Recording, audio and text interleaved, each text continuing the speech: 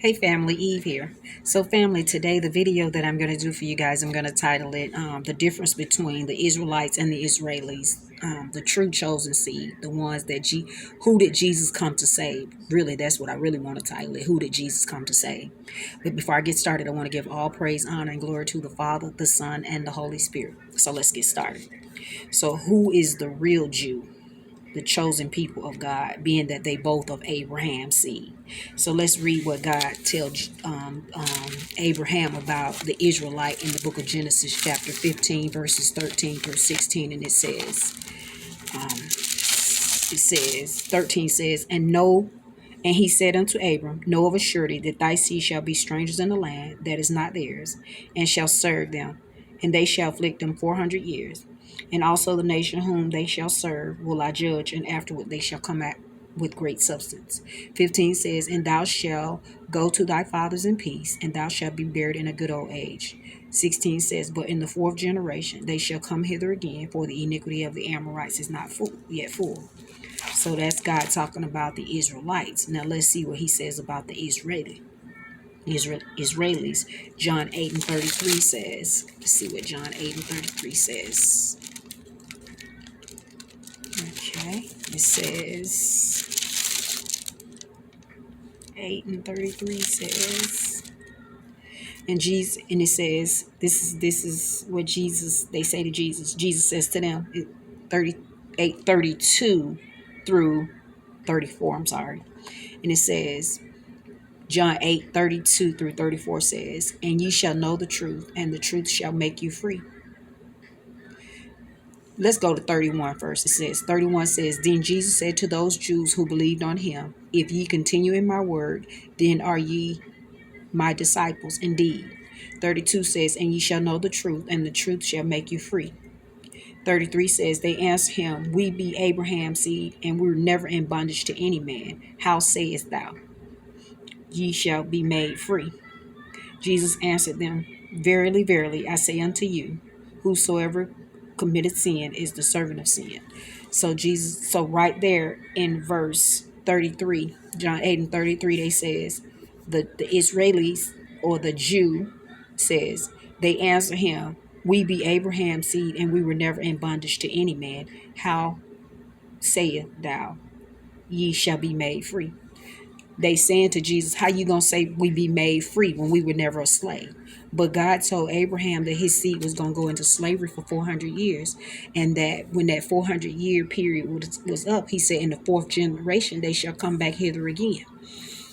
So he said, and at that time when that slavery was over, he said the nation that afflicted his seed at that time, he said that nation, after that 400-year period was up, he said his people were going to come out with great substance, and he was going to judge that nation that afflicted them. So right there it tells you that Israelis who said they've never been a slave cannot be the ones that Jesus came to save, because if they wasn't a slave, how could he saved them? And let me show you how through another verse that you know that he came to save the children of Israel. Listen to what it says in the book of Matthew chapter 15. I think it's 22 through 27. It says 22 Matthew 15, 22 through 27 says, and behold, a woman of Canaan came out of the same coast, and cried unto him, saying, have mercy on me, O Lord, thou son of David. My daughter is grievously vexed with the devil. David, we know, was our king. Jesus is one of his descendants. Also, David, Jesus, Judah, tribe of Judah, is also a descendant of David. Judah is the tribe from which the so-called African Americans are. So let's continue. 23 says, but he answered her not a word, and his disciples came and besought him, saying, send her away, for she cried after us. 24 says, but he answered and said, I am not sent but unto the lost sheep of the house of Israel. Let me repeat that verse. It says, but he answered and said, I am not sent but unto the lost sheep of the house of Israel. 25 says, then came she and worshipped him, saying, Lord, help me. 26 says, but he answered and said, it is not meet to take the children's bread and cast it to dogs. 27 says, and she said, "True, Lord, yet the dogs eat of the crumbs which falls from the master's table."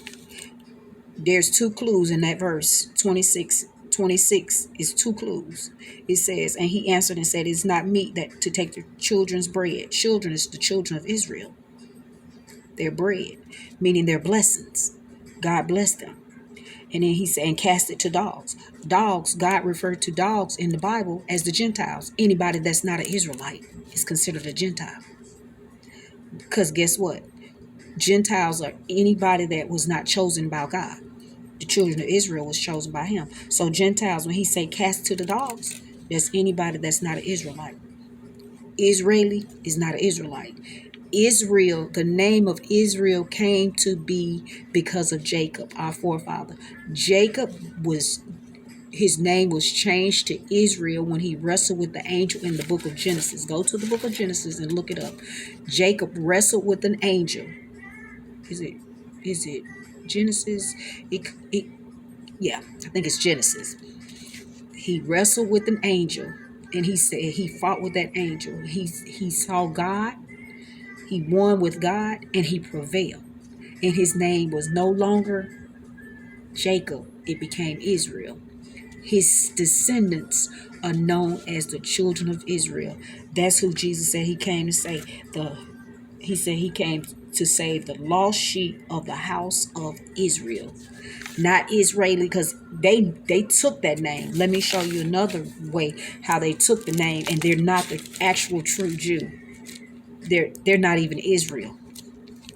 So let me show you in the book of Revelations chapter 2, verses 2 and 9, and it says, and 3 and 9. 2 and 9 says, "I know thy works and tribulations and poverty, but thou art rich.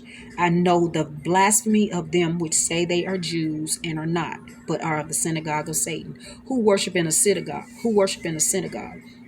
Those people over there in Israel, because they got a synagogue over there on those lands, and that's where they worship, synagogue. 9 says, "Behold, I will make them," 3 and 9 says, I will make them of the synagogue of Satan, which say they are Jews and are not, but do lie.